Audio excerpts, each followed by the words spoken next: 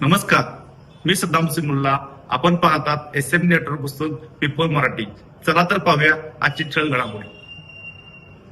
इचलकरंजी प्रभाग क्रमांक 3 महायुती, भाजपा शिवसेना उमेदवार मोठ्या मताधिक्यात निवडून द्या. आमदार राहुल आवाडे.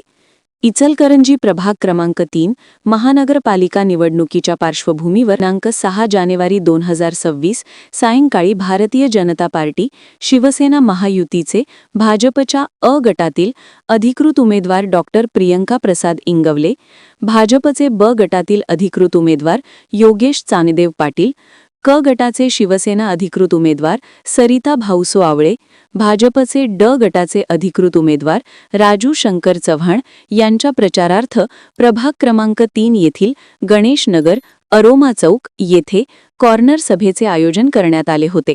प्रथमतः इचलकरंजी विधानसभेचे आमदार डॉक्टर राहुल आवाडे यांच्या हस्ते शिवसेना भाजपा महायुती उमेदवार जनसंपर्क कार्यालय उद्घाटन करण्यात आले. त्यानंतर महिला व नागरिकांसमवेत अरोमा चौक येथे जाऊन सभाला संबोधित केले. भाजप शिवसेना महायुतीचे चारही उमेदवार मोठ्या मताधिक्याने निवडून देण्याचे आवाहन नागरिक व महिलांना केले. इचलकरंजीबरोबर प्रभाग क्रमांक 3चा विकासकामे मार्गी लावणार असल्याची ग्वाही आमदार राहुल आवाडे यांनी दिली. माजी आमदार सुरेश हावणकर बोलताना म्हणाले की प्रभाग क्रमांक 3चे भाजपा शिवसेना महायुतीचे सर्व उमेदवार आपण निवडून द्या व प्रभागाच्या विकासाला चालना द्या. सदर सभेमध्ये अनेक मान्यवरांनी आपले मनोगत व्यक्त केले.